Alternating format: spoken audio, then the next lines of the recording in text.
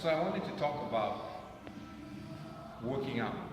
See, most people who are in the gym, especially if you're a powerlifter or you train seriously or you're involved in a sport, you already have some kind of training regimen.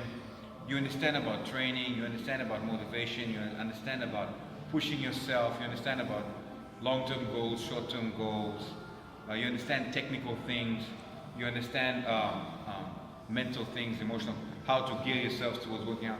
But the problem with all this is sometimes we get caught up in thinking that everybody out there understands that. And the truth is that not everybody is an athlete. Not everybody understands how to train, understands how to work out. They don't know why you should do these things. And I'll give you one good example. Back in 2005, 2006, I knew this older lady. She was probably in her 60s. And she was probably about 230 pounds, about 5'3". So she was really overweight.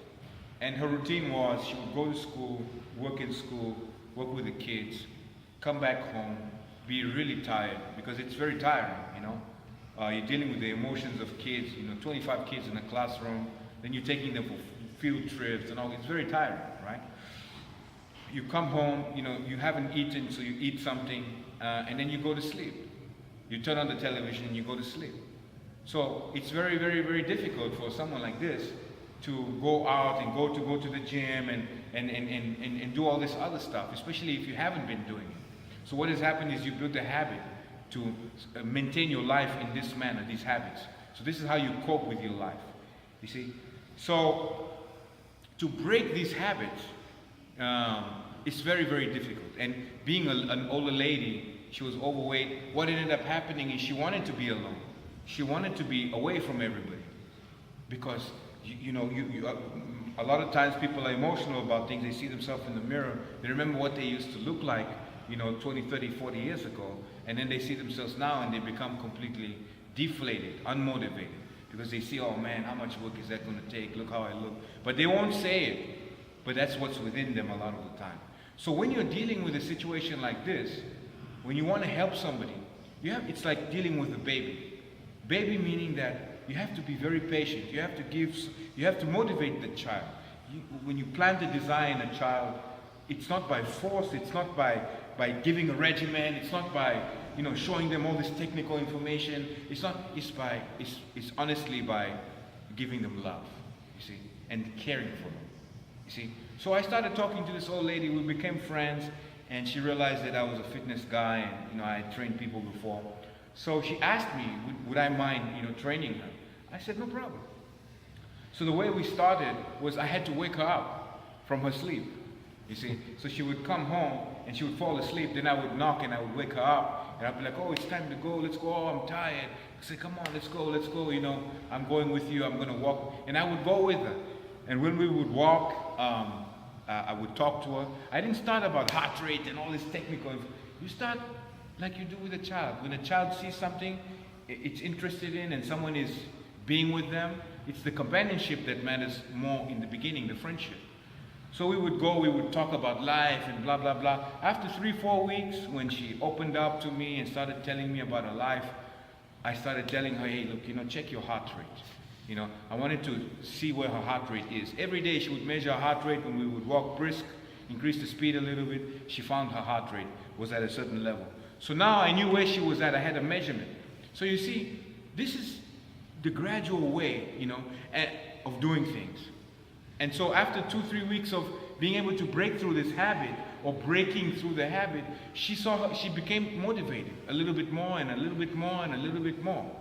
You see? And you could see it in her. And now she's waking up on her own. I don't need to wake her up. She's already ready to go, And then once in a while, you come in and then the depression comes in again. Oh, I'm working and nothing's happening. Oh, this is what happens.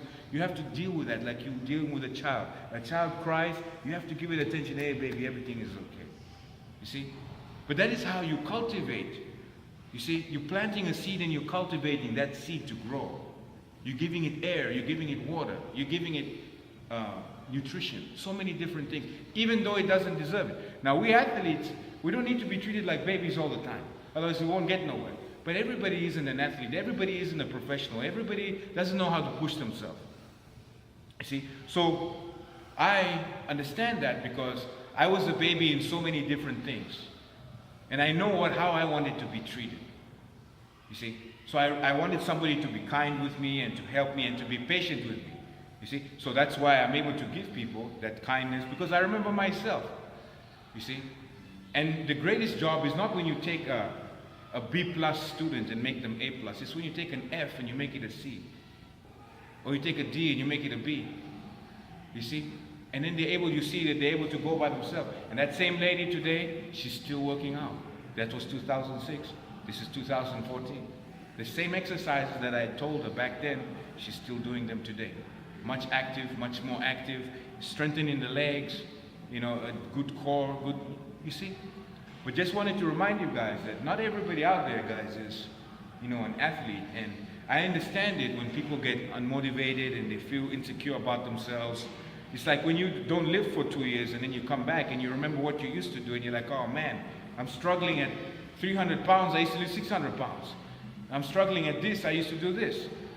You see? So in our own life, we have this same thing. So let's be honest with ourselves and put ourselves honestly in other people's situation and then slowly try and help people. And I tell you what, if you're one of those people that you're unmotivated and you feel insecure, you're isolating yourself and you know, you look at yourself and you feel bad, you know, don't worry.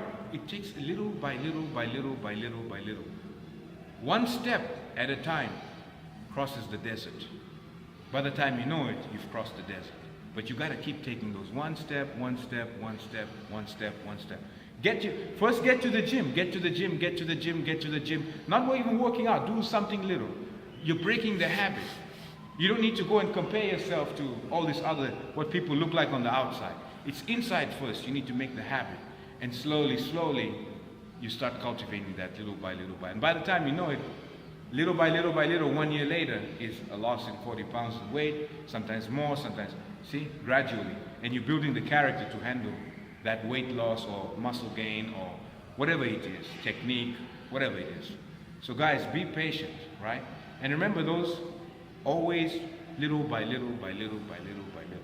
Not too much at once, sometimes you can't hold on to it. Thanks.